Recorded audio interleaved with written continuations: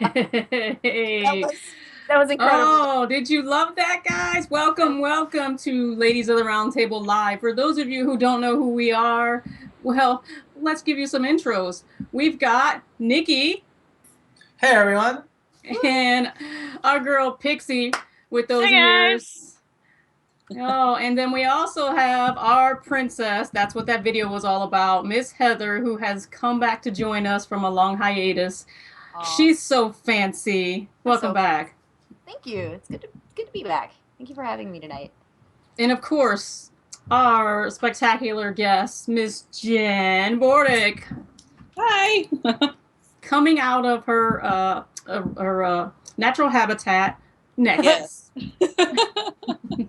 I escaped my desk and I'm now at home. I love Okay. that product placement right above your head, the Yeah, Wild no, Star I box. had Yeah, yeah, my that's my good. fireplaces just show bare outside of all the kid videos on the side. So, guys, if you don't know Jen, I'm pretty sure producer Ian is going to put her credentials up in the chat. Some Twitter, some Facebook, some links right to Carbine's website. Currently, she is the lead group content designer for WildStar. That means when you're out there running those dungeons and on those adventures and playing that PvP, you got to think about Jen and thank her for what she's doing for you and making those spectacular adventures that you have, as well as when you're really pissed off and you can't beat something, you could blame her too. Well, I do have to say, like, everything done from launch until, for the launch product was not under my watch, but I'm still proud to say it's completely awesome and I love playing it.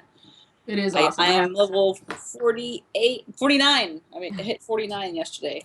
Whew. So close. So, Jen, if you could give the audience a little bit of history of your totally impressive background as a developer prior to coming to Carbine, I'm sure you had, a career before this studio.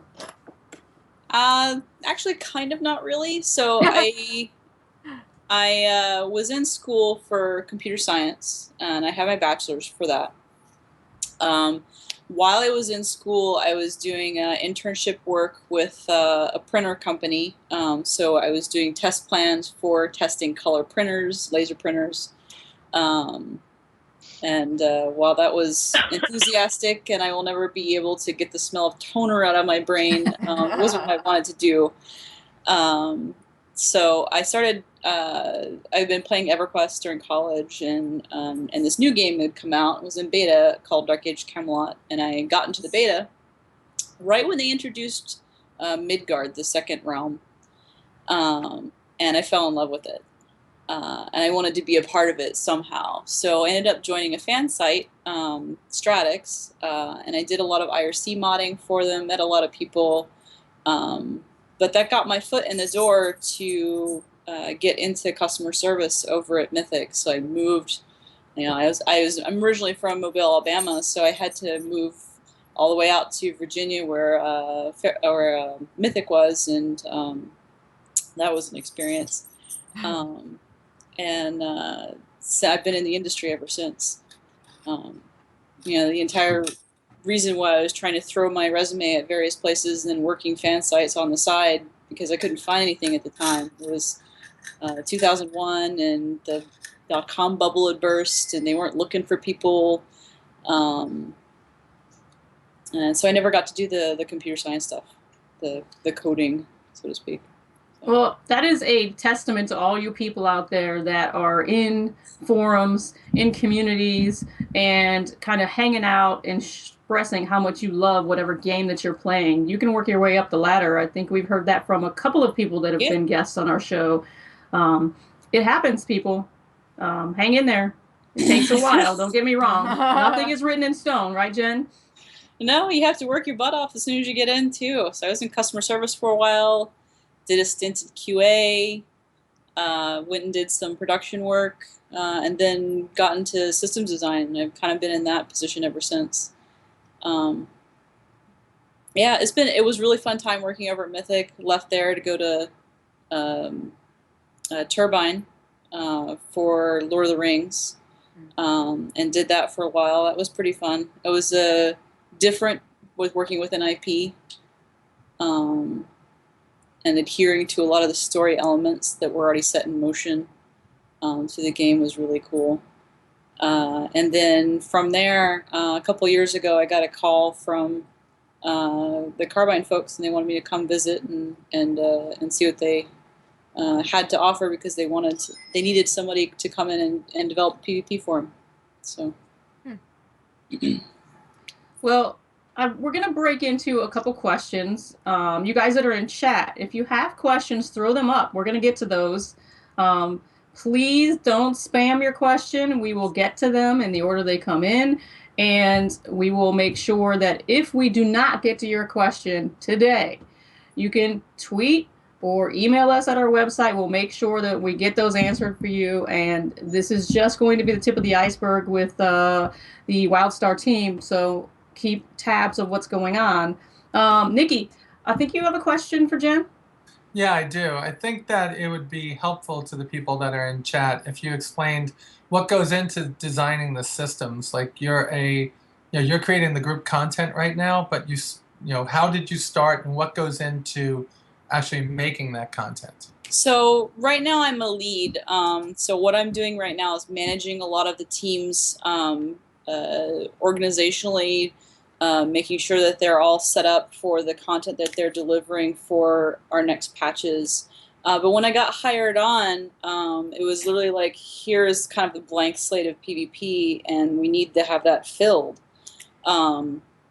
They had a designer, he's nicknamed the Muffin Man, on our boards. But Kevin had been there for a few years and had actually started doing some of the groundwork for the PvP stuff before I showed up. And a lot of it was map iterations, some prototype scripting for how a match would be run.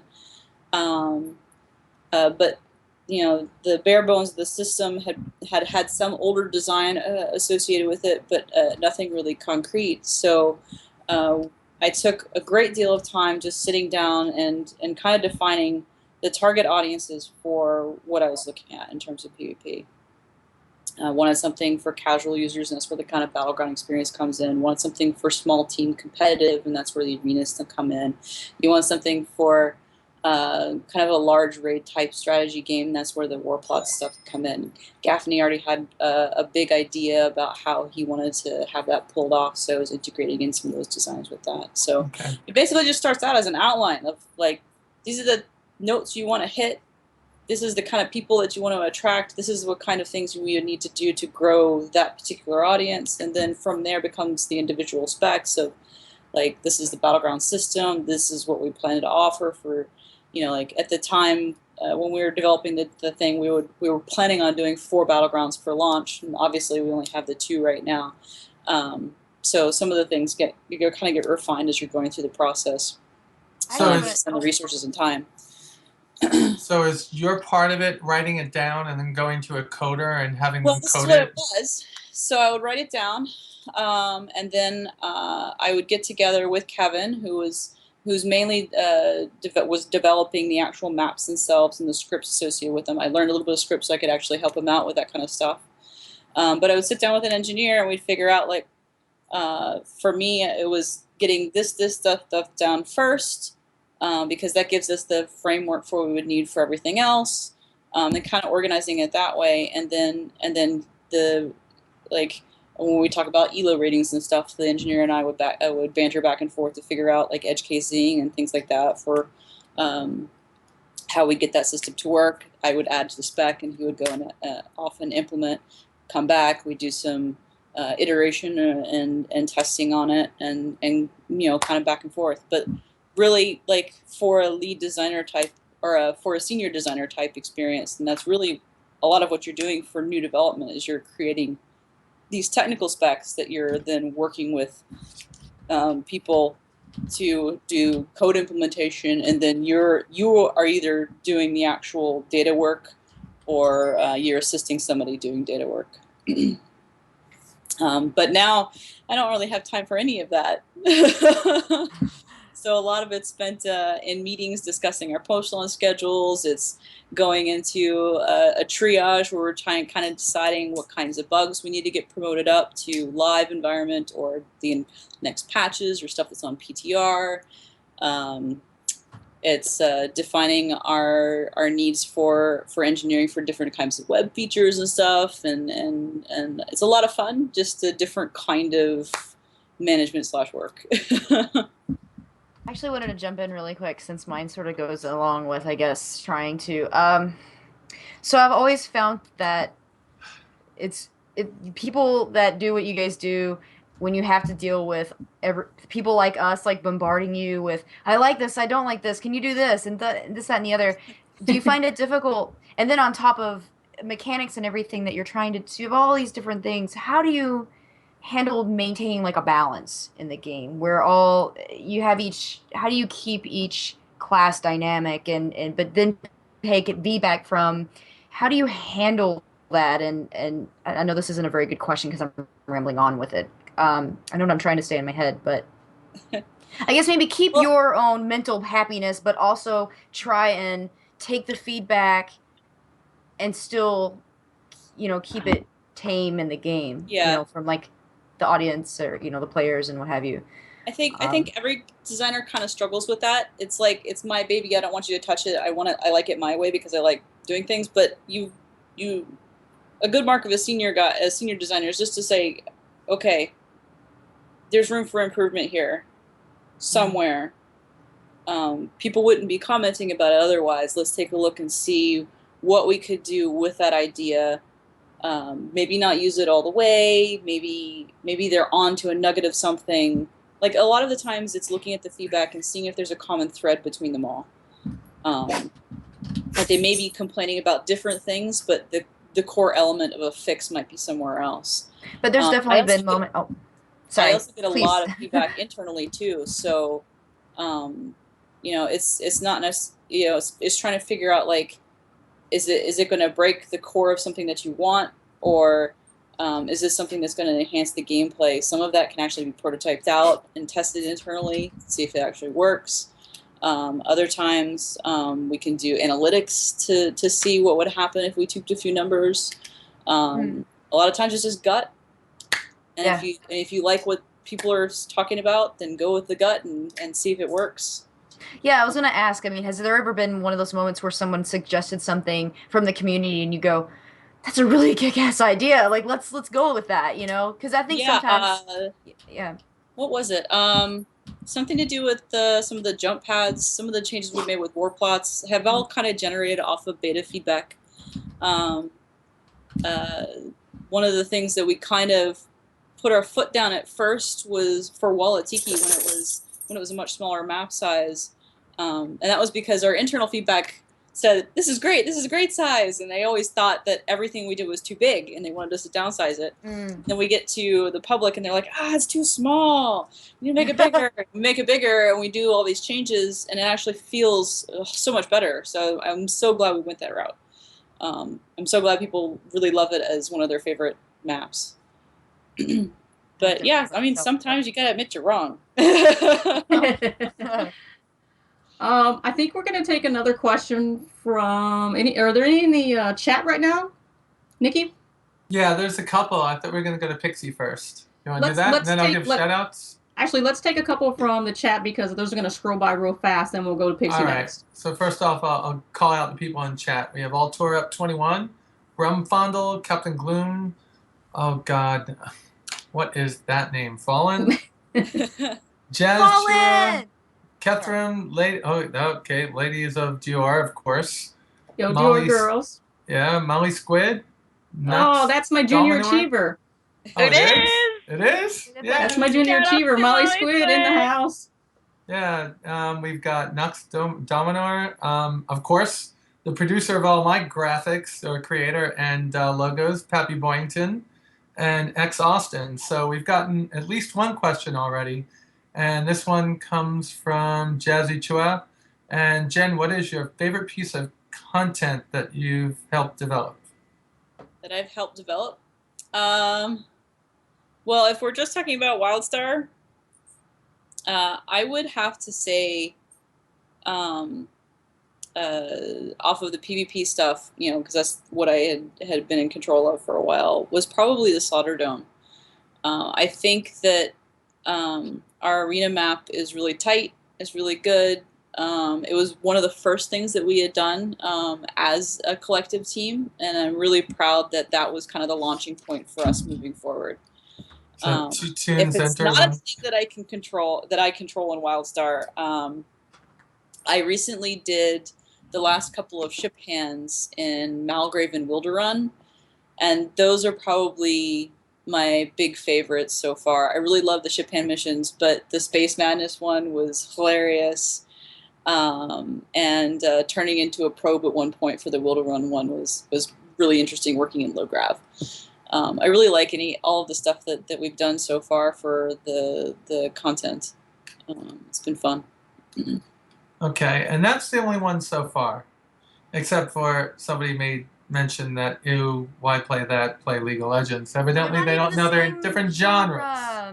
Not even the same, and that's what I'm worried. Love Not that. the Not even same. same genre.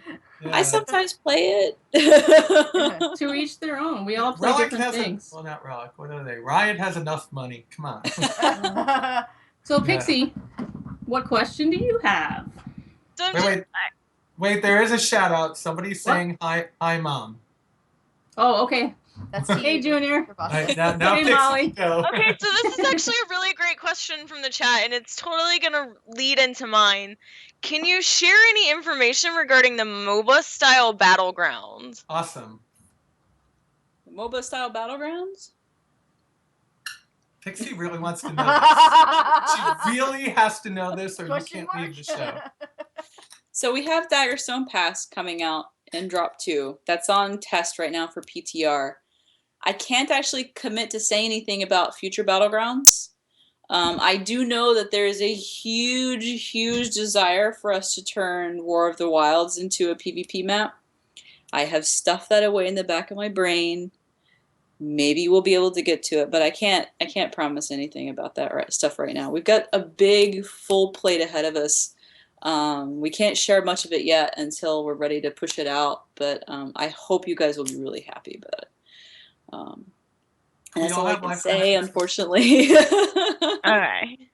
So are you guys looking at any games as direct competition? Like, I don't want to. So, like, I understand they're different genres, but like Battleborn, for instance, Battleborn, it's been announced by Gearbox, and they're talking about not only having like a 5v5 PvP, but also doing like a more like campaign layout too.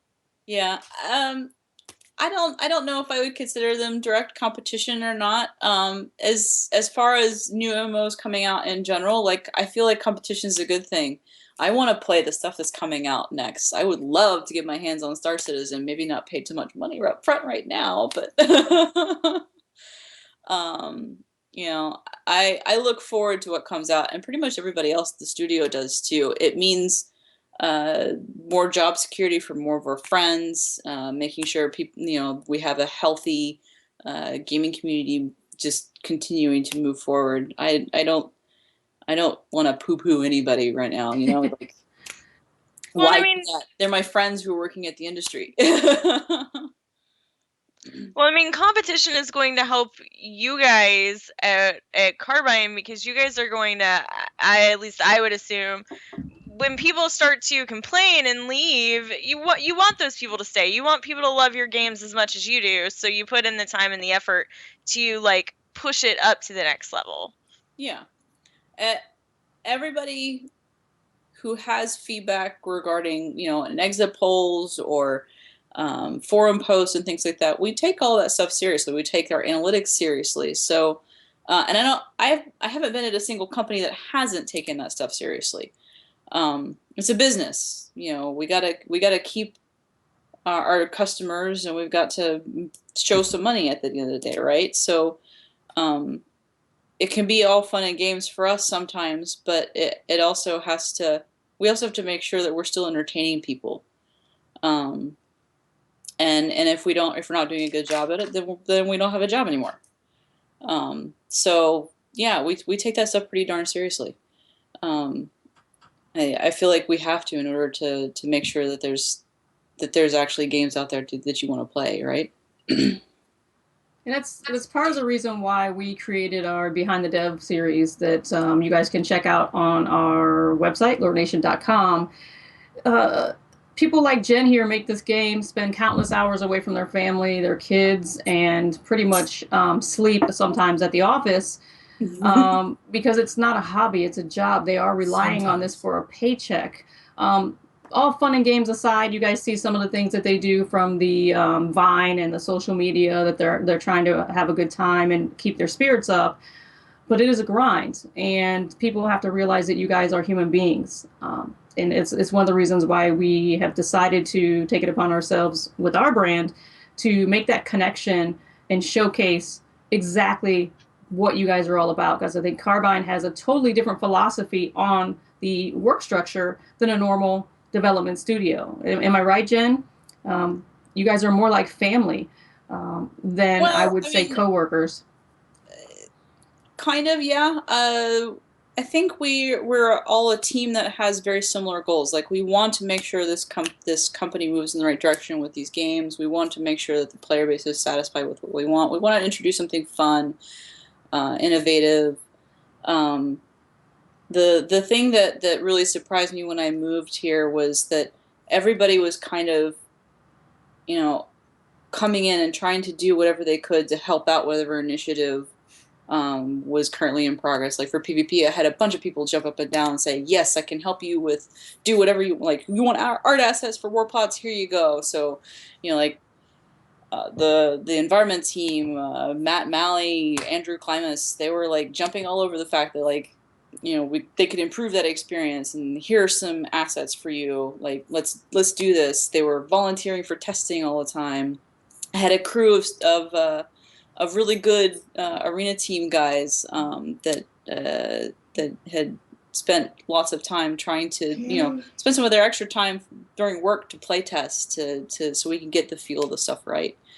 And I think that's what makes us a little bit different, is that we're caring a heck of a lot more than I had seen in the past about getting stuff just right.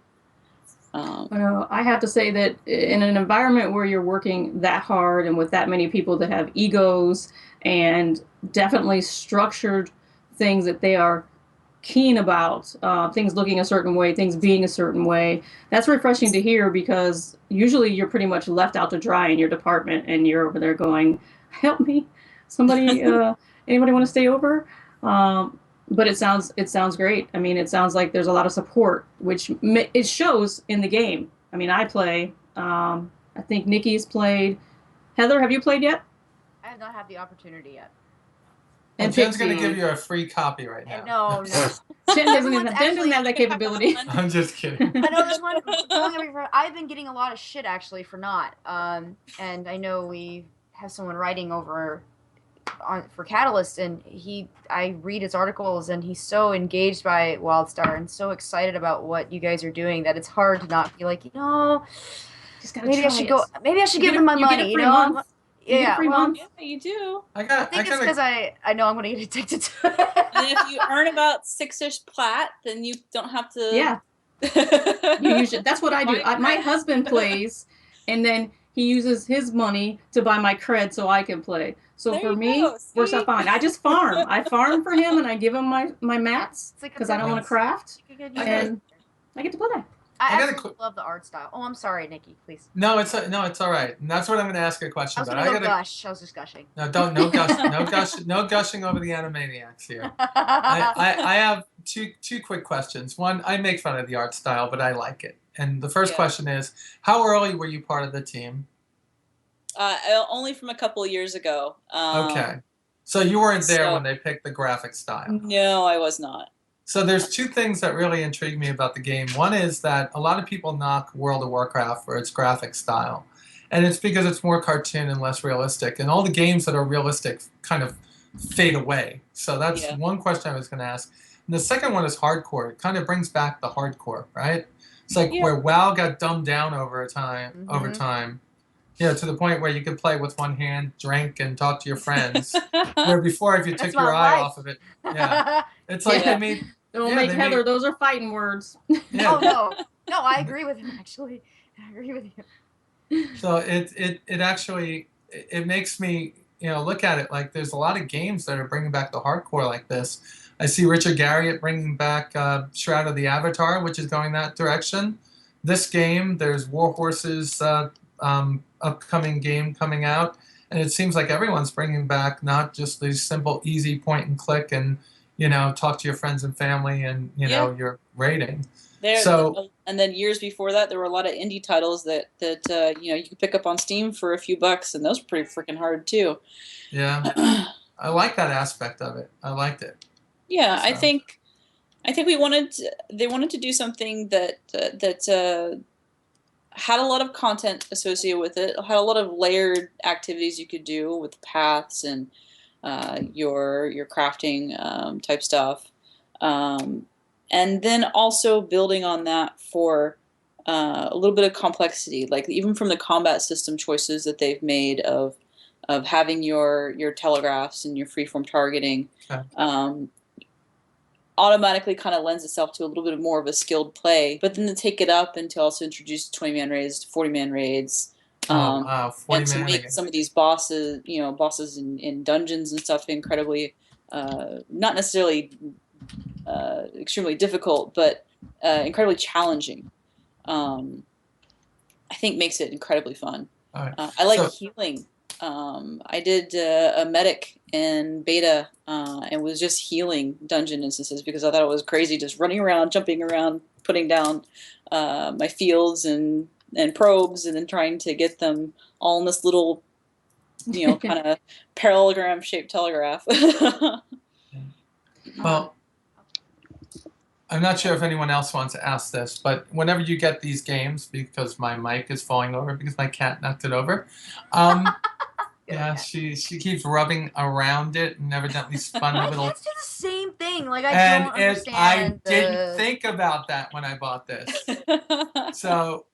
So the issue that I have with a lot of the PvP games is that when we want to make a PvP game accessible to many, in the beginning you start off with roles, like classes that are specific roles. And as time goes on, they dumb down the game, and all of a sudden everyone becomes able to kill anyone instead of having to group with somebody to do that. I haven't played through the PvP content. What's the balancing like in the game at this point? Balancing is handled mostly by the class team, but they do try to make sure that each of the classes retains this sort of unique flavor, mechanic, whatnot. We've actually got a lot of changes and fixes coming in the next few cycles, but I think really it's just like we took the core concept of what these classes were. We're trying to maintain that flavor throughout. We have PvP stat changes coming in that are going to kind of enhance the difference between PvE and PvP combat more so than they are now. And I don't get the feeling that you can just crush any particular class in our game. I think you have to really think about what you're using for your limited action set, and who you're up against in order to win out on these fights, which is really fun. I would say that I agree because I have a class happens to be the medic that is right around 15, and 1 through 10 you're kind of trying to figure it out. You're getting acclimated, seeing if this is the class that you want to play, especially if you're going to play a healer. Just because you're a medic doesn't mean you have to be a healer, guys.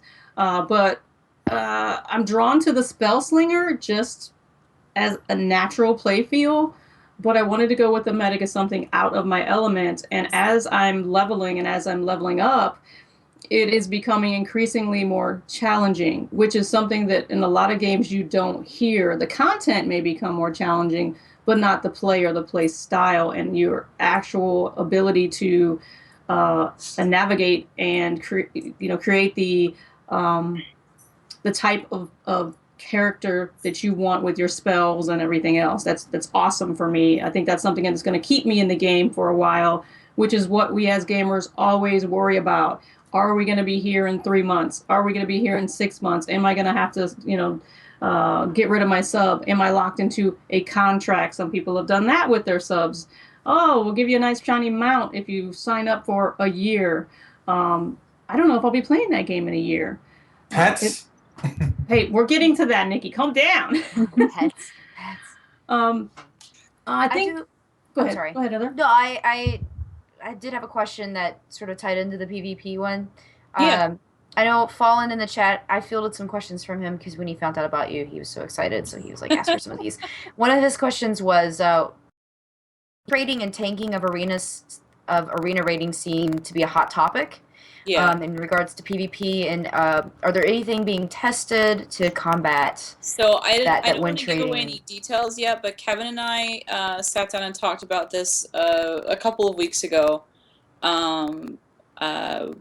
I had sat down and tried to figure out like what would be the best way to do this from the matching standpoint and things like that. We are coming up with a solution. I don't have a timeline I can give anybody right now, mainly because I don't like to promise anything until it's already in the hopper, ready to go. But we definitely are looking at it, concerned about it, talking with people like CS, talking with my engineers, in effort to see what it is we could do about it. It definitely bothers me. It definitely bothers Kevin. I was going to ask you that So- when the players, when we figure out little loopholes or when we do things like that, is it something where you're sitting around a table and somebody goes, well, what if they do this? Or is it something that's genuinely not thought of until after the fact and you go, son of a bitch? Like, there's so... Sometimes it's like that. And other times Really? it's like, okay, well, we figured that might happen. Here's the good, easy solution to this. And other times it's like, we forgot to tie our shoe. I think there's sometimes that there also happens where you're like, we didn't think that was going to happen this soon, in the development process or the game. Yeah. We're us consumers, we can be pretty savvy when we want to be. Mm-hmm. Hence brings us into the add-on conversation. And one of the great things about WildStar is they love you guys out there that code and want to make your own add-ons. Pretty much, I have to say, they endorse it. I use like 15 different ones. Yeah, Pocket Dancer is a big example. And Jen, can you kind of fill people in about how the relationship started and what has happened now with Pocket? I don't know much. I haven't talked to her in quite a while. She had come to visit a couple times. She did some amazing add-on support for us during beta. She worked pretty much hand in hand with Bitwise, John Wiesman, our UI engineer. She has had a very big impact on the things that are available for the Lua folks to use for their add-ons. I'm still using her mission control program that actually installs the add-on for you based on the zip file that you download. I actually prefer it rather than the Curse client, but I have both of them installed anyway. I loved using some of her add-ons during beta as well. I just saw her Twitter message saying that she was getting back to doing it. I was like, yay! Because I would love to try more of her stuff. I think she's very methodical in what she decides to design and put out there versus some others that are just, ooh, I can make this add-on that really doesn't become useful in the game. I think Pocket has some things that we all are like, wow, I'm so glad someone thought of this because I'm going to use this every day. If we could afford her, I'm pretty sure we would have stolen her. Yeah. I think we would have had to buy her a couple of horses and compensate for them. I want to ask you a question about something that came up last week. in regards to the CEO of PepsiCo. And are you familiar with what I'm gonna say right now? Yeah, I've heard a little bit about it. Okay, so out in an interview at the Aspen Ideas Festival, the CEO of PepsiCo, which is Indra Nayoi, I think she's Indian. I'm sorry, I just butchered your name. She was asked a direct question about whether women in corporate or career fields can have it all. And surprisingly, her answer was no, we cannot have it all. Quote, we pretend to have it all every day. You have to make a decision about whether you are going to be a wife, a mother, or a career female. End quote. She also says that there's times where she feels extremely guilty about missing her daughter's school functions, and it always will be an issue for her. I think she has some valid points as a CEO of a company myself and working a 40-hour week, 60-hour week jobs, and also fielding, my wants and goals. There is some guilt sometimes still, but I'm not necessarily in agreement with I cannot have it all. I think it's all about balance. What do you think? I agree with you. I think it has a lot to do with balance. I actually don't really like hearing that question asked to women because I think, well, do you ever ask that to a guy? Or, it could be a pretty sexist question. It Yes. could also be a very privileged question. You don't hear anybody asking that to the single mother who has 3 different jobs, middle income, trying to make it best for her kids, right? You don't hear that kind of question asked to her either. I think it's really, you can feel fulfilled based on the things that you've done in your life. I have a pretty successful career. I'm happy with it. I'm happy working with a bunch of people. I am super proud of my daughter. I recognize that I would be a terrible stay-at-home mom. Terrible. I tried it. It wasn't for me. I think it's just like based on the things that you're doing in your life, are you happy with the direction that you're going? And if you're not, reevaluate what needs work. Do you want to spend more time with your kids? Okay, then make that sacrifice and spend more time with your kids. If you feel like you need to move forward in your career, spend a little bit more time with your career. I mean, and in that sort of vein, like nobody really has it all, but do you have what you want out of it? Do you feel like you're being fulfilled? Do you feel like your kid is happy or your kids are happy? Do you feel like your husbands or wives or whatever are happy? Then I think you're doing fine.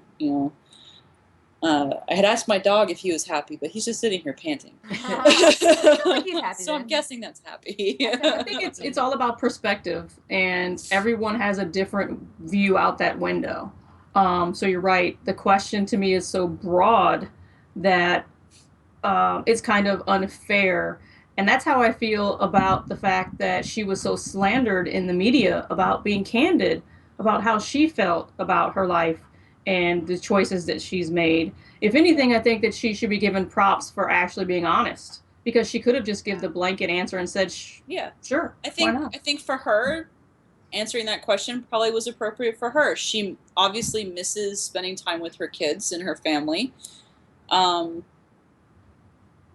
maybe she doesn't want to make that choice just yet or something like that. Maybe she feels like she needs to be in this position. It's all about reevaluation. At the end of the day, for me, like, my family is the most important thing. So if I have to duck out of work real quick to take care of an issue with my kid, I'm going to do it.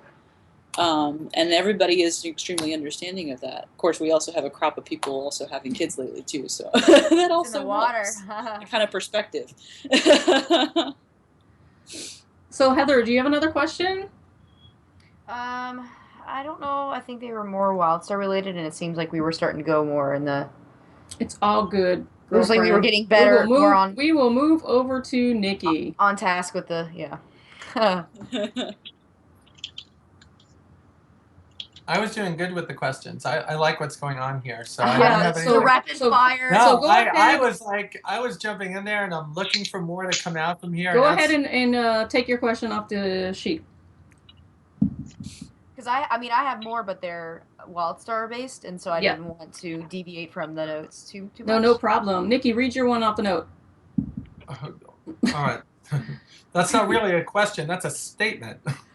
Well, make it a question. I helped you out. Okay. I All right. I All can right. do it. Yeah. think So he's I have to turn hilarious. your thought into a question. Okay. Welcome to Carmen. Yes, welcome Yeah, to I my know. I life. think this is Travasta. Everyone's got to like, be up in my head. Yeah, get in her head and. Yeah, I looked at it and I said, you know what? The whole thing, it's almost Puts exactly on what we just glasses. talked about. All right. I am an old bat and I can't I see. love these glasses. They're cute on you. Yeah, well, they better. They're Vera Wangs. Thanks, Jazzy. No, it's well, isn't this a lot of what we just talked about? It's How about I'll ask it myself? All right. No, I I'm will. just saying it's like a lot of what we just It asked. is, We seem to it hear is, a lot but- of negativity via social media and other outlets when there is some form of misogyny going on in our community. I know misogyny. I have a lot more than just that going on in my life. You know, it's like I get it from 3 different angles in my life.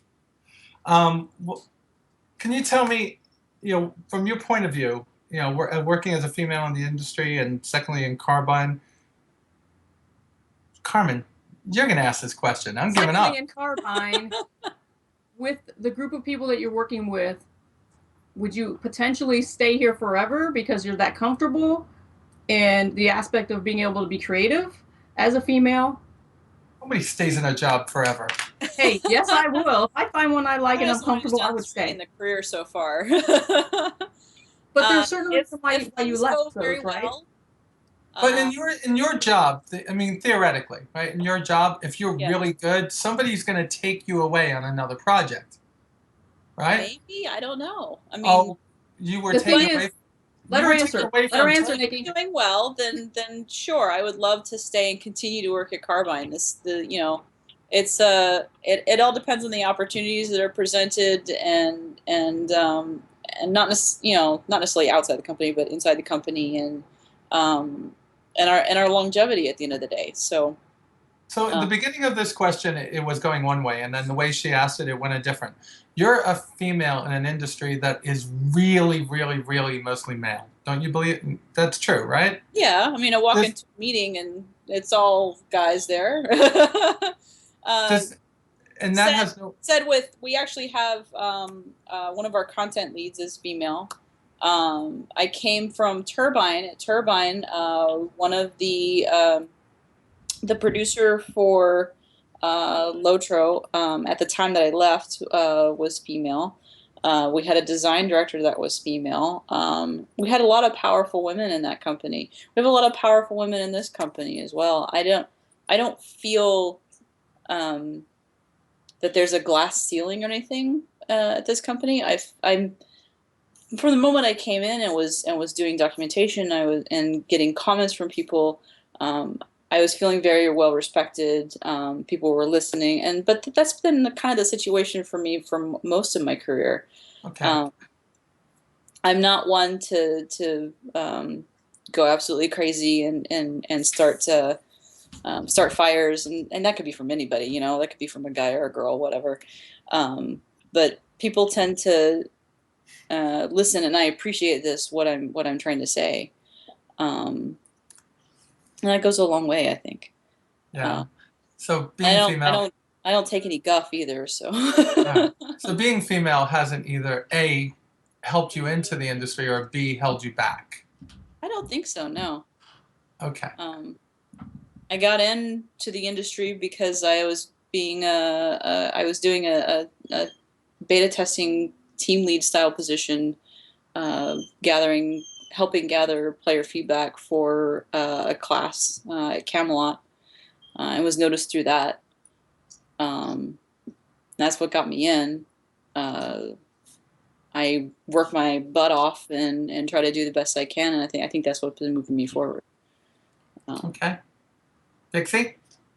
So is there anything in particular that you'd like to say, not only to like gamers in general, Mhm. but to anyone who is a female gamer and within the audience?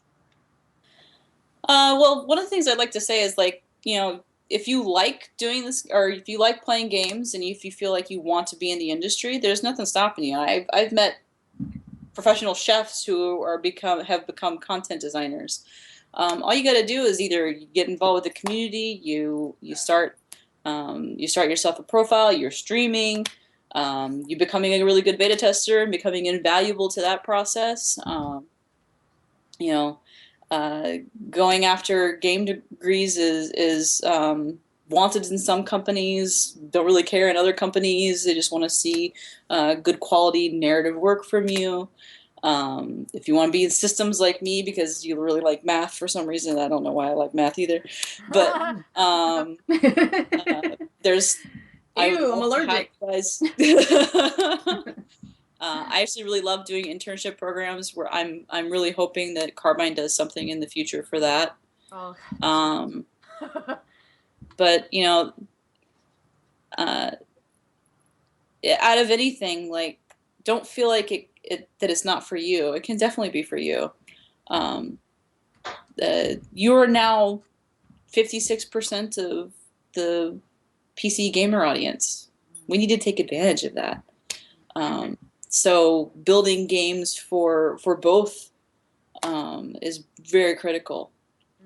I don't really like so much of the let's cater specifically towards one audience. I went to a Wiki conference in Redwood many years ago. Lucy Bradshaw was the keynote speaker, and what she said about The Sims made a lot of sense, and I like to carry that forward through me thinking about design, and that they didn't go out and build The Sims as a female-only experience. They developed it with certain kinds of play styles in mind instead. So for the builder, you have all of these tools and kits to do what you want to do with your house, your yard, and things like that. And then they have advancement lines in for the people who really like to go after the achievements and feel like they're actually progressing their character. And as a result, when they look at their demographics for games like The Sims, it's pretty much split in the middle. And that's what I would like to see more than anything. Like, let's stop thinking about these things as primarily targeted towards male 13 to 18 or whatnot, and think of these more of, we want to target this age group, gender not accepted, gender excluded from that calculation whatsoever. And these are the types of play styles that we're planning to offer. And I that's kind of stuck with me throughout the entire thing. That's a nice. That's a Yeah. on it. Yeah, I like it. I think that really gives us perspective on as you start going back to work and making more content, how you look at it. Because we don't, as consumers, we don't know that. We just, this came out the strain. We're ready to play. But for us who have just heard and are going to watch you say that, I think that's going to touch home for a lot of people. Thank you for sharing, because that's a very honest answer. All right, guys, we're going to move on to our... oh, I'm sorry. Go ahead, Heather. I just have one more question. Sure. Okay. Did you ever have a particular game that really, when you played it, you said, okay, I want to make video games, or I want to be involved with video games, or did you have like this epiphany? You woke up in the morning, video games, like, what was? I mean, I don't know if you can necessarily pinpoint the moment, but was there just like some sort of spark or something that inspired you to? Well, what got me started with the community was Camelot, but I've been playing games for a ton since then. I was playing EverQuest. My first kind of foray to MMOs was with the Realm Online, the old Sierra title. I had a Sega Genesis growing up. I had when we got the computer in the house.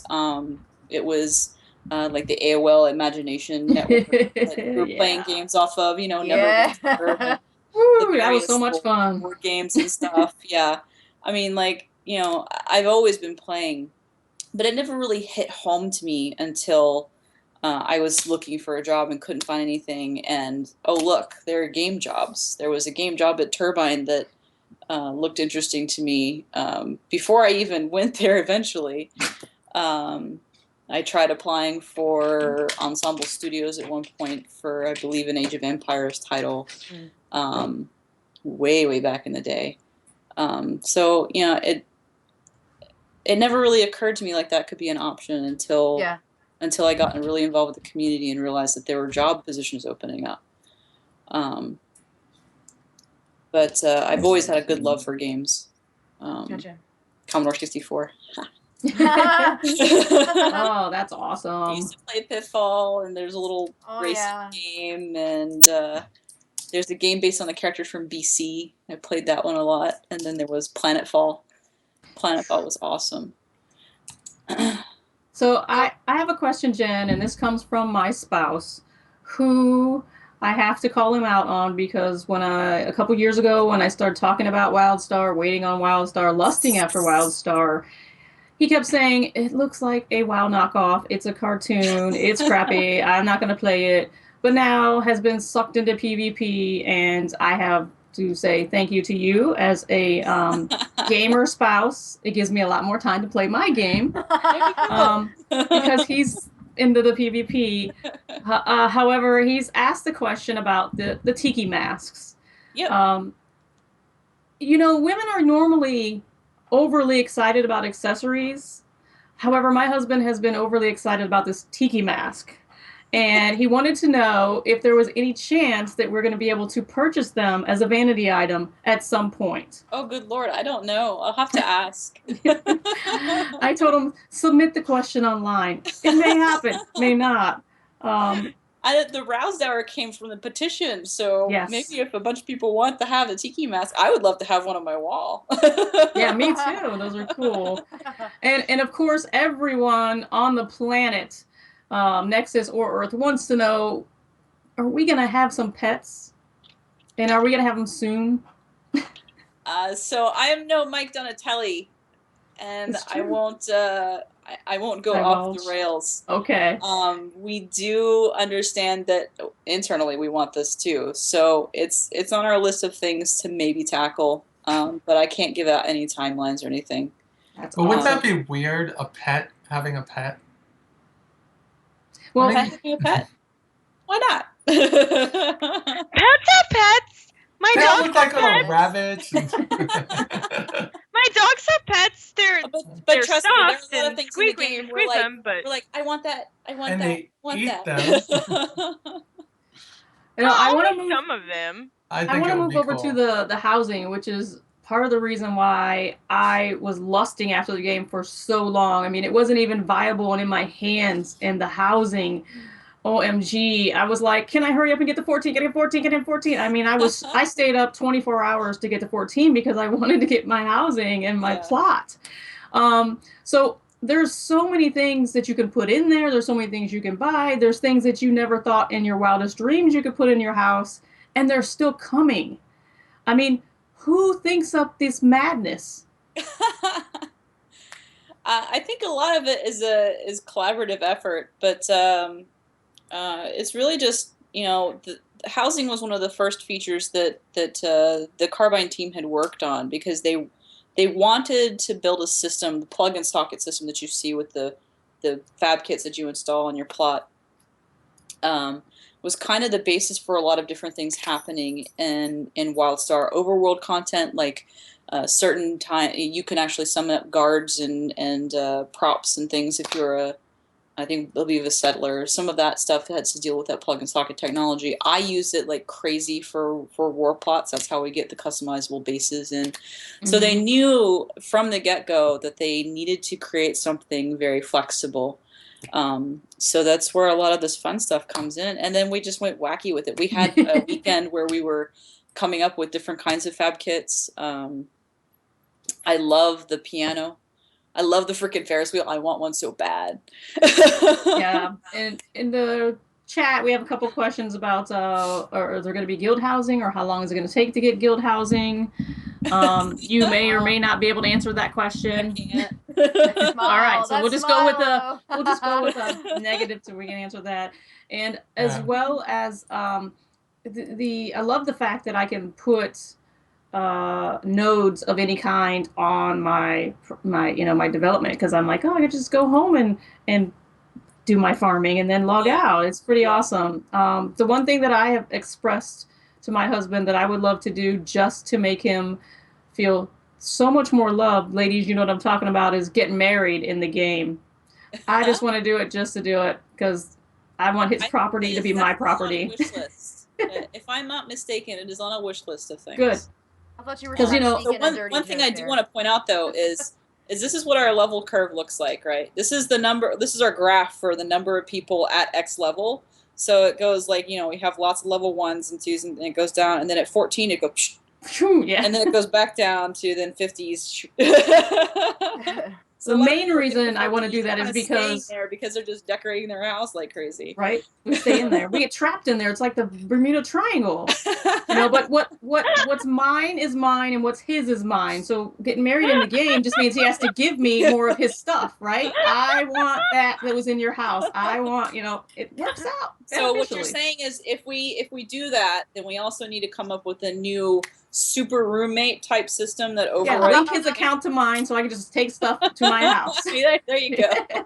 So does that mean that it's 50-50 split when you guys like have a fight in game? No, this says I get it all. Oh, Yeah. Oh gosh. Oh, it's you're gonna pretty need fun. attorneys in game then too. Okay. Nah, that's in the fine line when you sister sign and I up. are playing Tuchua. Yeah.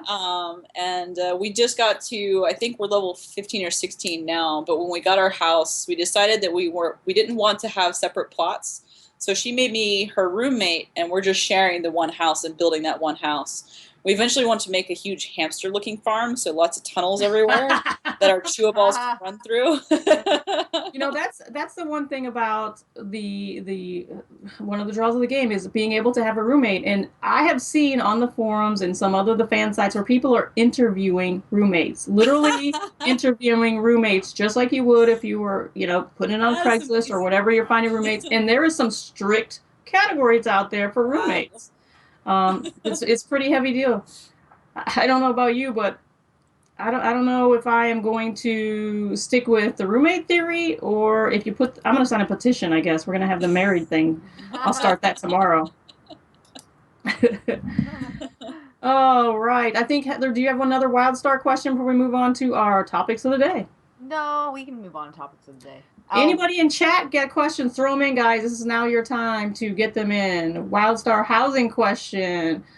Are there ever any plans for larger housing? What is that? Plots? Is that what? Yes, plots. Thank you. Oh, plots. I don't know offhand. I'm pretty sure this is something that Joe Pipora and the social team, Victoria Dolbaum, has also been talking about. I think right now they're limited technology-wise to only having what's out there right now. That said, though, if something comes up in post-launch planning and we decide to go after it, then you guys are going to be the first, to know. We're going to be wanting to talk about that like crazy because people really love it. Another question about the crafting, I'm not sure if this would be something that you would answer, is there's still some jibber jabber on the forums and out in the sites saying that it is still kind of lopsided. I know that the game just launched. There's still a lot to do, but from a developer standpoint and the rest of the team, do you guys feel like you're still working the bugs out? Yeah. I mean, we're having triage every day, talking about bugs, when we should be fixing them. This is going to be an ongoing process, from now until forever, till we shut down. But one of the things we've been really concerned about is quality of our patch, and we're trying to actively do things to help improve that. Like for our first drop, we had everybody come in over the weekend, and we just sat down and pounded on it. So we're gonna continue to try to improve that, and we know it's something that we've not been so hot at lately. It's not on the priority list of all things. My dog won't leave me alone. Oh, it's okay. I thought that was All right, sound ladies, like we a are going to. Oh, Oh. that's cute. She's like, I want to be a star. Oh, just fed all over me. We're going to move on to our hot topics. My hot topic for today is the EVO tournament. If you guys don't know what, or championships, you guys don't know what that is the Evolution Championship Series. It's basically console fighting games and those kind of games. Bonks would be the one that would probably go and defend our honor if she was going. However, our own Robin Brown is out at the tournament today, started this morning, and she had some brackets. She's still in the competition. She is actually going to be one of our hosts for our upcoming LORT Esports live show. It's going to be Ladies of the Roundtable Esports. It's our own ESPN of ESL. Stay tuned for that closer to 2015. It should be exciting. If you guys want to go ahead and shout out to her on Twitter, give her some support. Ian's going to put her Twitter up in the chat. Hopefully she makes it to the final rounds. I think that's pretty awesome that she's competing, and it's only one of many of the professional sports leagues that she competes in. When did she start that show here? Excuse me? When is she going to start that show on the channel? We are looking for 2 more hosts. Okay. So we are waiting to fill those 2 slots. We've got our very own Holly Ann, and we have Robin, and we got 2 more slots to fill, and we will make sure that we get that done. And it'll be up and running. It's going to be pretty fascinating from the perspective of all of the hosts are professional esports players. From various different genres. So there'll be coverage of live events, there'll be at competitions, as well as weekly updates on what's going on around the globe. Heather, what's your hot topic for today? Yeah, so hot topic. Neversoft, which created the Tony Hawk and Guitar Hero games, which I'm a particular fan of Tony Hawk. They are no more. They have officially closed their doors after teaming up with Infinity Ward for the development of Call of Duty Ghost. Parent company Activision announced back in May that the 2 studios would merge to create a single super studio. The studio will retain the Infinity Ward name, effectively retiring the Neversoft name and iconic eye logo. Yeah, that logo's pretty creepy. I played the hell out of some Tony Hawk. I love that game. But they're not going away with the games. They're just changing the name of the studio. That's the Right. point of it, right? Correct. It's kind of weird. Okay. Yeah, that's good then. Okay. It makes sense. It's not a game going away. It's just a merging of studios and making, things run better at EA, I guess. Well, Or is that we'll Action? see. That's Activision. Sorry. That's Activision. We'll see. We'll see how Other things go. I mean, it's mega nice game. to hear that they're not laying anybody off, which is what we Yeah. usually hear when we think of mergers and things like this. So Well, kudos. this is what happens first. Shh. You said it out loud, so it'll be your fault. Exactly. Thousands of people at my front door screaming at me. Ordering pizzas to your house.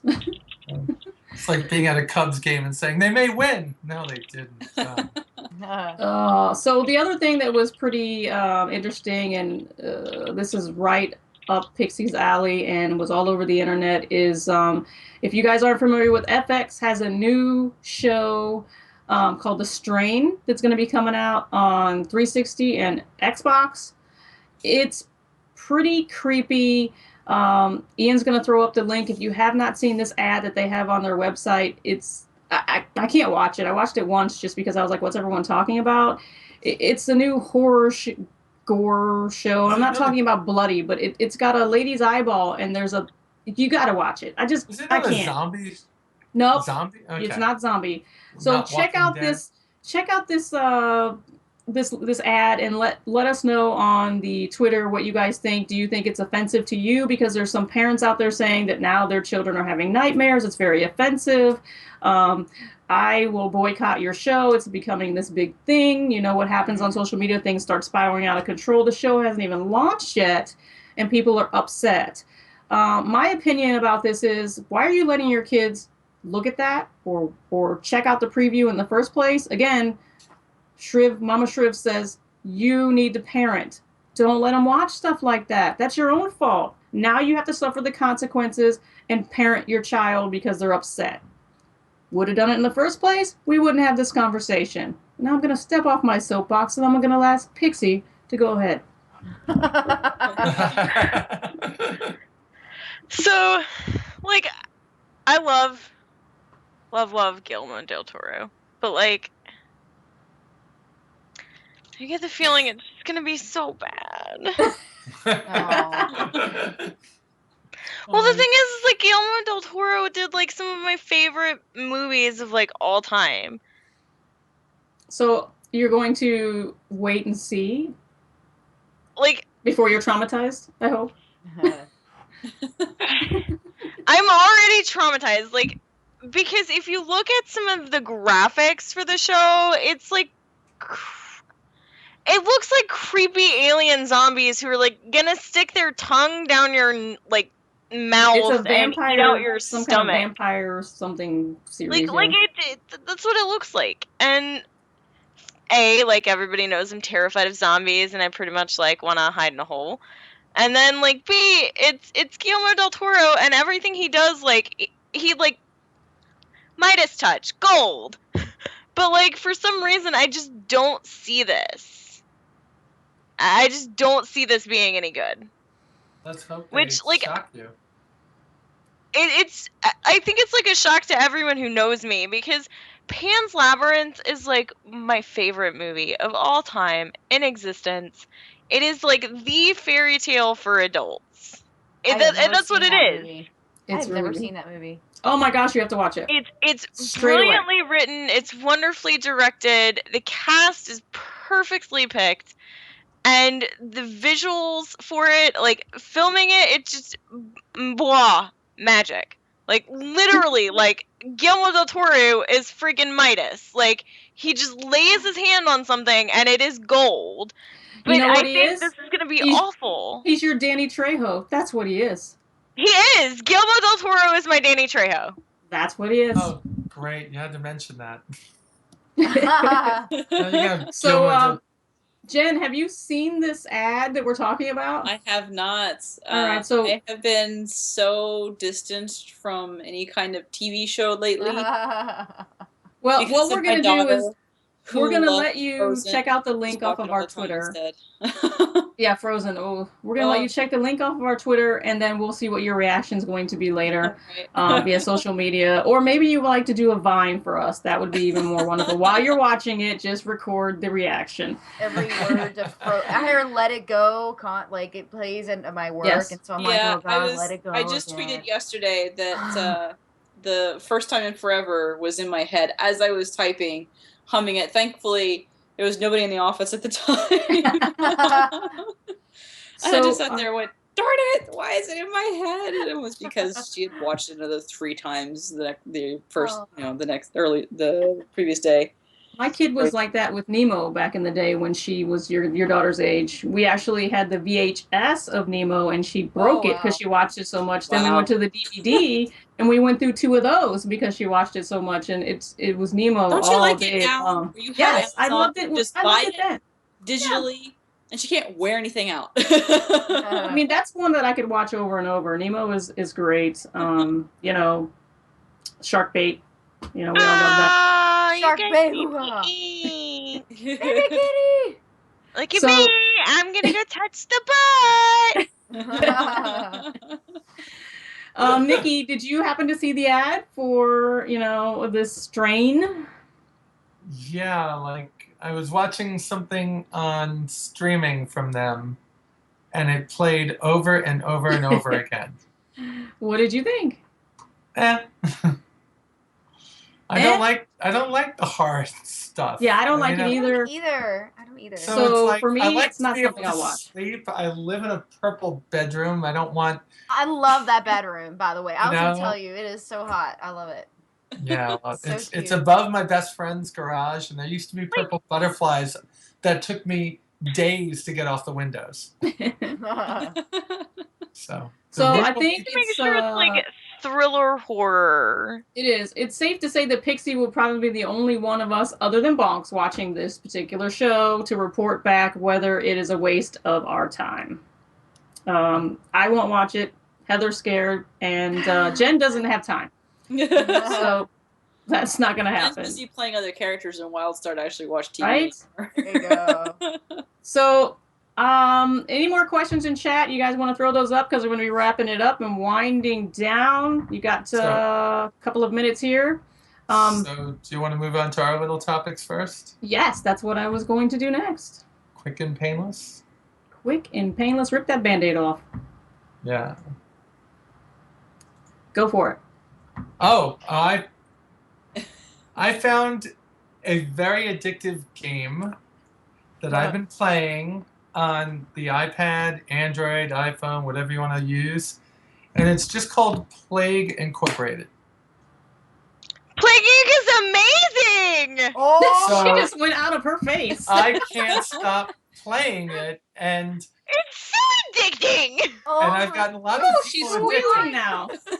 But I found how you could find a very addictive game and play it in a very inappropriate place.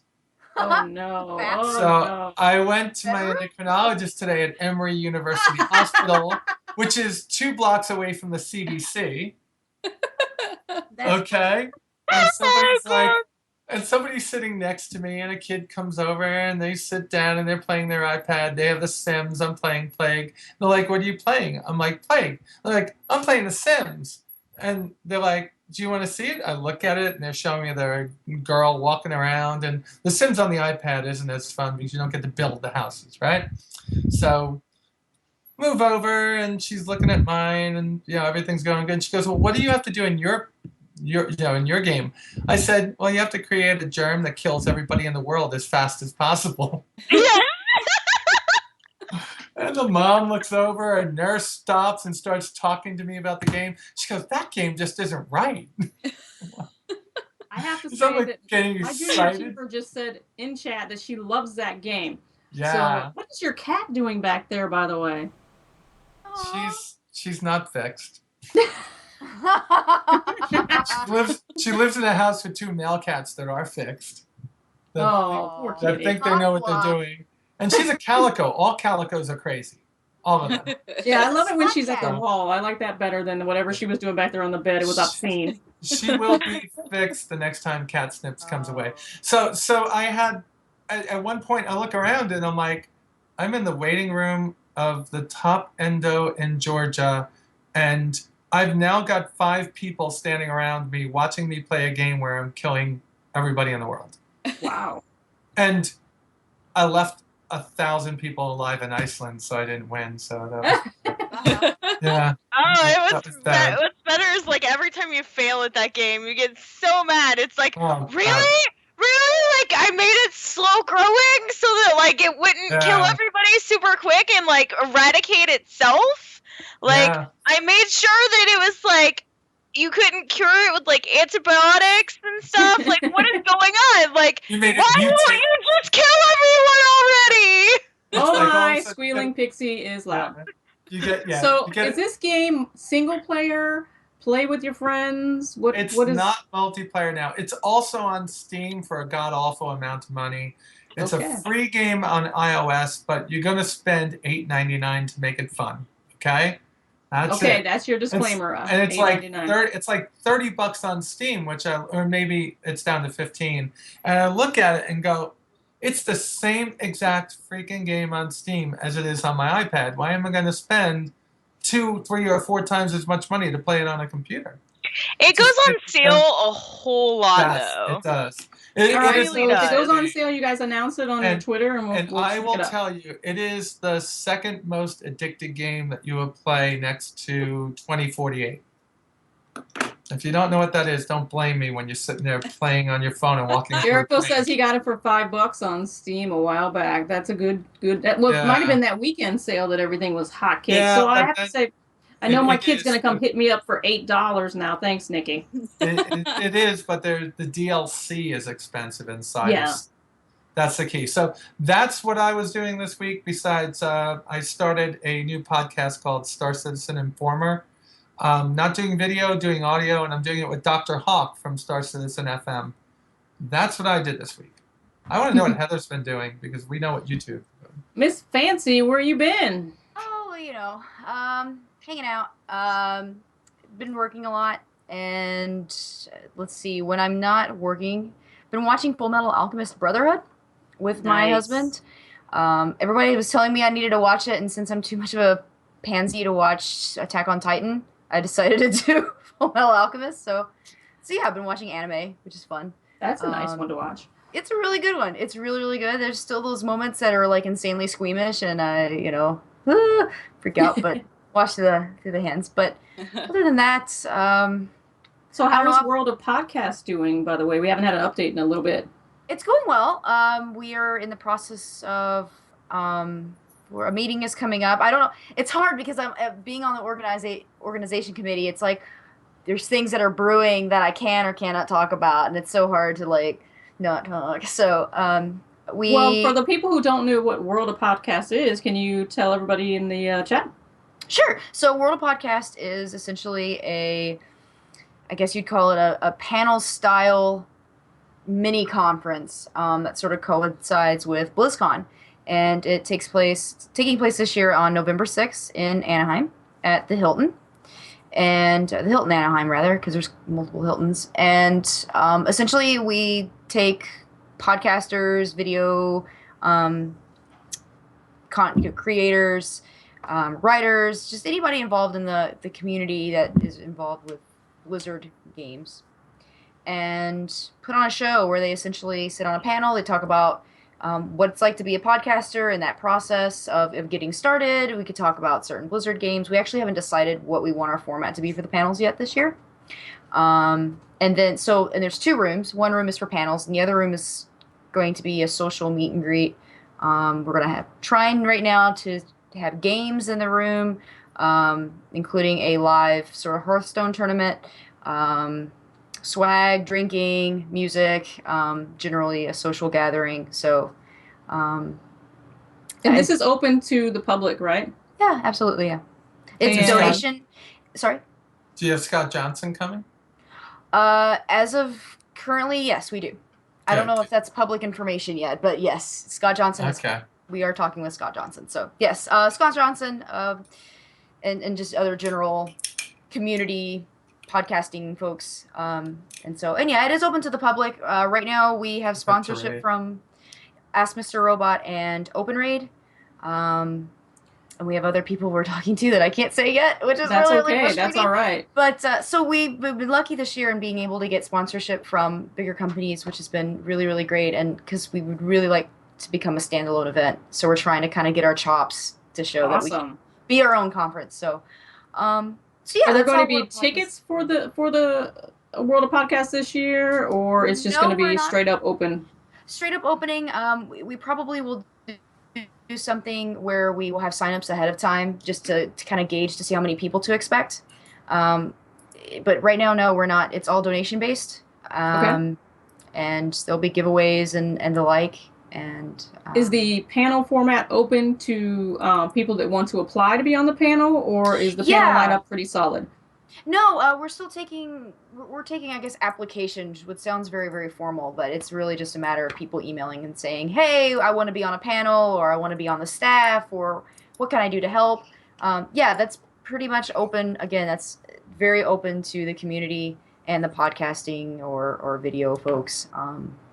It's Where really can people email if they want to get in contact with you over I at Catalyst? believe the email that we're using right now is worldofpodcast@gmail.com, and I can put that in the chat, or if somebody put that in the chat. Awesome. But it is open for anyone, and it's so it's going So if you well. love Planning is going Blizzard, well. Yeah, that's the place to be. Yeah. And you sound like you're very busy, so we realize where you why you have been gone, and we'll forgive you for your long hiatus. My very long hiatus. I've had to. That's the email you can send it to. But yeah, it's been a busy time, and in planning an event is very exciting and rewarding, but God, I can't wait for it to be over with. Amen, sister. Amen. But I have to say that I've been up to a lot as like that's not normal, but I decided to take on another project, as you guys know, and start managing esports teams on our LORT esports division. The reason why I decided to do that was because young Pixie there inspired me to kind of get in the mix and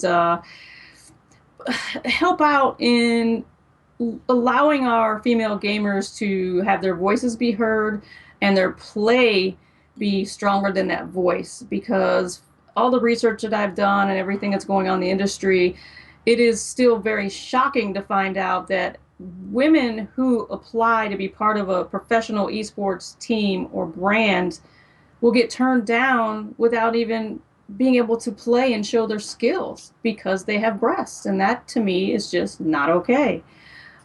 So I decided to dip my toe in the water, and we currently have Infinite Crisis team. We have a Smite Mix team, obviously Infinite Crisis Mix.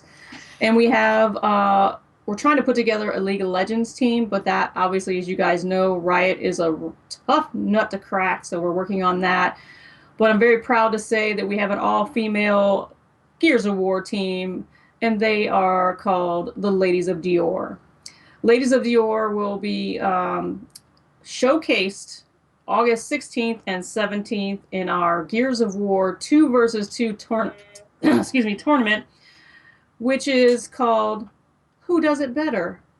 We're going to do a male bracket and a female bracket. Top 2 winners of that bracket go head-to-head for the grand prize. We have prizes and cash value over $1,500 right now, and we still have 3 more weeks to go towards the tournament-ish. And we still have sponsors coming in and things going on. So if you guys will bear with me for just a few more minutes, Ian's going to put that link up there, and sign-ups are good to go. You guys can start signing up anytime. All of the donations for the entry fee, which will be $15, are going to go towards our STEM Education Scholarship Foundation.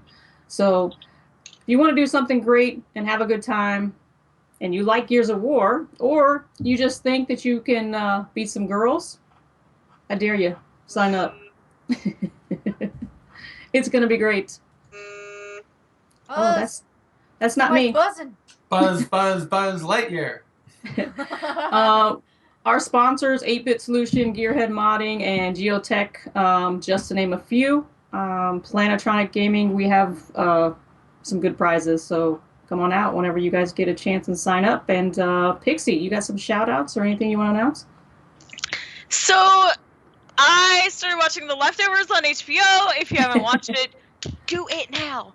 Do it now. Please, Run. seriously, do this now. Like, you guys know that, like, I'm so good about TV shows. Like, I don't pick crap for you guys to watch. Like, I'm so good about this. I actually, like, decent, like, Game of Thrones. Game of Thrones is good. Like, Vikings Penny is Dreadful, awesome. which is amazing. Like, you know what I don't like that you told me? I don't like that black box. What black box? Bullshit! You're so full of shit. What black So box? full of crap. Shirasi, you're so full of crap. Then why did you watch it with me? Like, because you told me to watch it, and I'm like, Pixie never so picks good. crap. It's so good. Dude, it's really good. Legitimately. From a psychological perspective, like, it's so good. She's crazy, But, man. All right, go ahead. Legitimately, The Leftovers, it's so good. Like, it's in the first 2 episodes. You have, like, you're gonna have to put up with the fact that, like, you have no idea what's going on for right now. Like, things are gonna start to come together in the second episode when you watch it, but in the first episode, you're gonna be like, what the? Like, what is this? Just, what? So I gotta watch something that's gonna make me loves confused? But it's gonna be... That is. Yes, see? I got this shit. Like, I'm so good about this. I'm not saying that put I'm up gonna with just not be knowing like, I'm what's not gonna going watch on. anything Pixie recommends, but I've watched 3 episodes and I'm like, this is crap, man. Do I need to go further? Do I need to keep going? Because 3 is a lot to watch, and you're like, yes, because the whole reason that, like, she understands all of these people It's because in she's Black Box is because she does she have has a legitimate issue. Yes. yes. And so it's like it shows the human, like it shows the depth of the human psyche and the depth of like humanity as a whole, You and know how what? It humans might are be a little too close to creatures home for me. Maybe that's why I don't like it. Come to think about it. Which one is this one? Black Box. Oh, okay. I have no Yeah. Never heard of it. It's on ABC. I don't watch network TV. Well, for me, because my time is so precious, if it doesn't hook me in the first episode, That's right. I'm not Yeah, gonna watch it exactly. anymore. Maybe that's why, because like you said, I don't have time. I don't watch TV in any kind of real-time format to begin with. Yeah. So if I'm going to take a 30 minutes out of my day to go watch something, it's got to grab me from the get. You know what I'm saying? Yeah. Or you could just do what I do. I literally like I sleep with my television on. I can't sleep in the dark. I'm actually like totally terrified of the dark. Kind of embarrassing to admit at 25 years old, but I literally just I turn on my television. I like pick an episode of television to watch and I fall asleep to that. And then I wake up and I'm like, what did I miss? And then I go from there. And like every night I fall asleep to probably like the same episode of television until I've actually watched it all.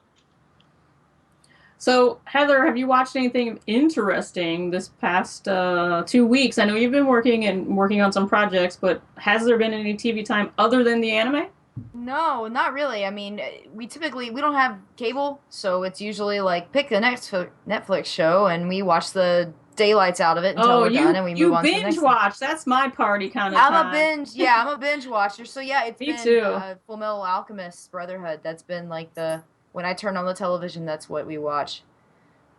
So Yeah, Pappy, I just started Extent yesterday, but got rudely interrupted because someone in my house shattered their gecko cage glass thing, and we had to go buy a new one. So I threw Extent with Holly Berry. CBS, ABC. Anybody else check that out this week?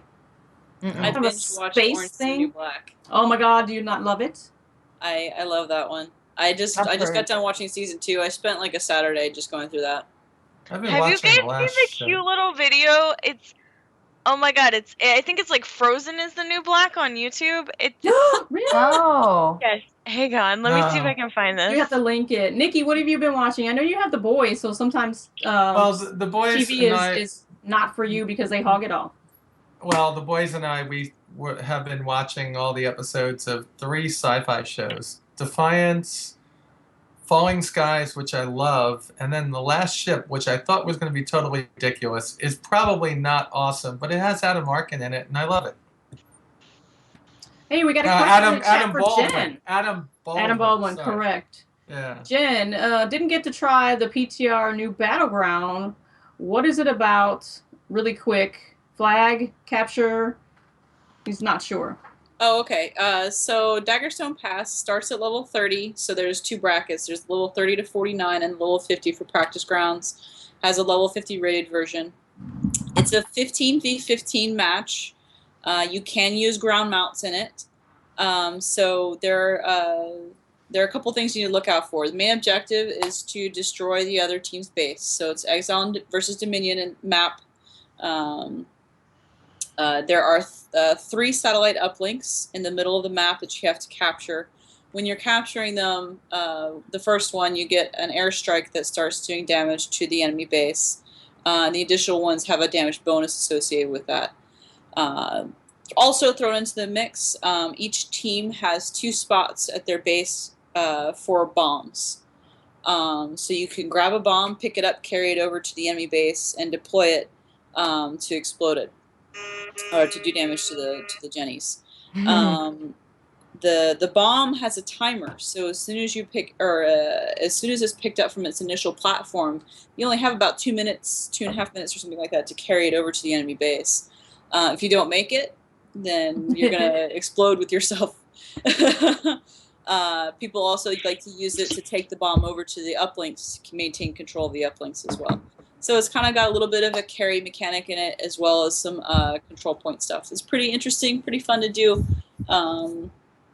We had the events on PTR. We're going to continue to have it up, so as long as PTR is open, it's going to be available. I think we're also going to be doing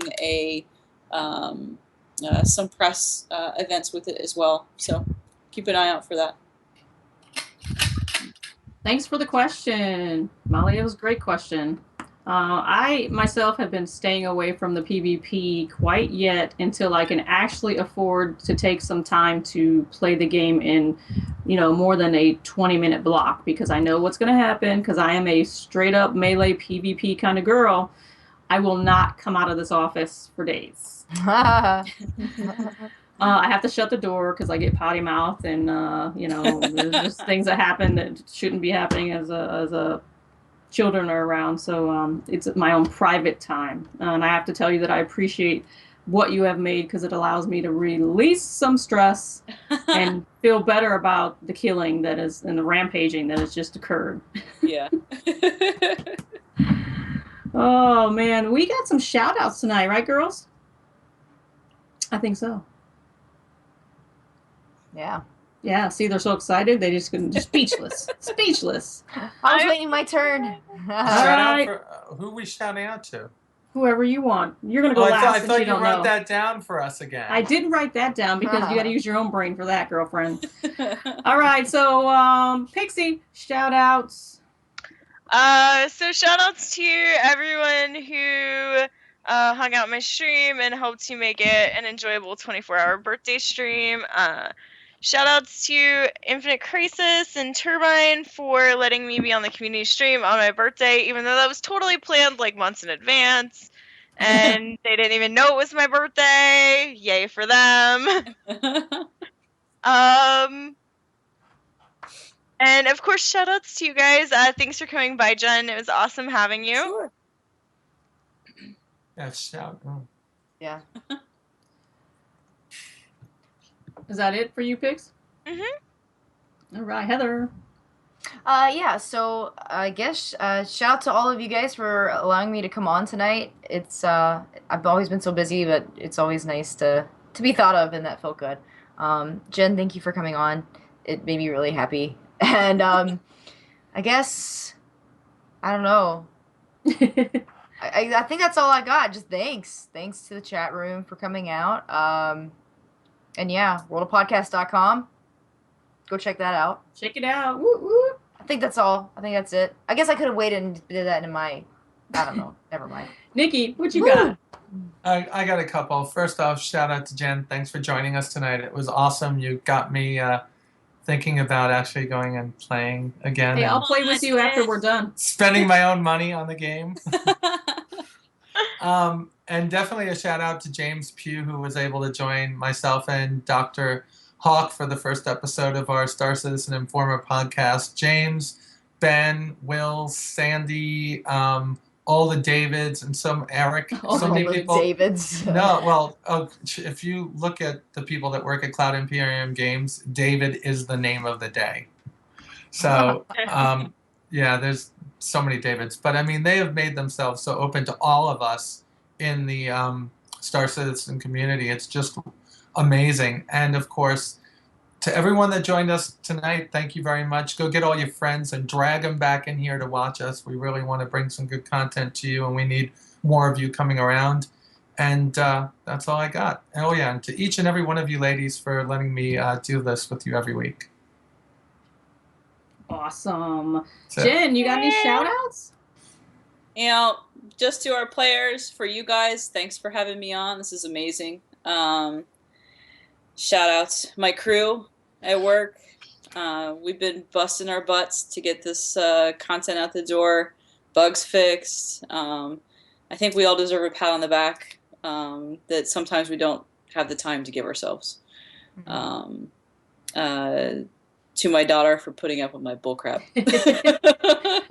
Yeah. All right, guys. My shout outs tonight are going to Jericho/Diver for all of his help this week and last week and working on some things that I needed some help, and he's been instrumental in moving some things along. I also want to give a big shout out to our Dior girls who are about to blow the roof off. I could say some words, but I'm not. And to Carbine for allowing Jen to come on, and also to Michael, because we have a great lineup of Carbine devs and studio people are going to come on and tell you the skinny and give you some great stories and maybe some behind the scenes. I don't know. And I also want to give a shout out to that Molly Squid kid. I'll keep her for a little while. For a little while. Molly Squid Kid. You got about 5 more years.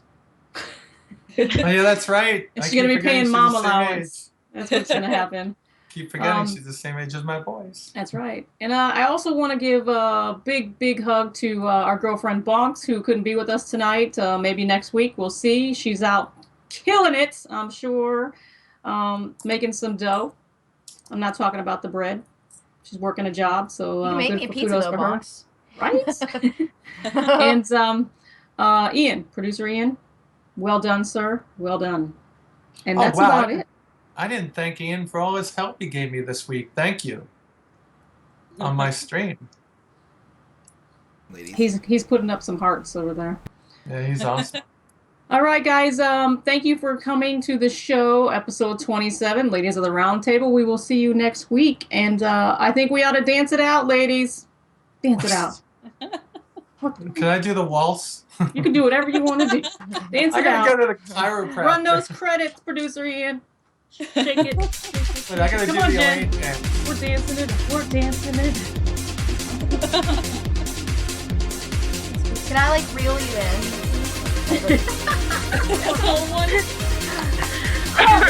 Sprinkler. Carlton Bank. I just think that Elaine dance and Seinfeld has the best dance in the whole world.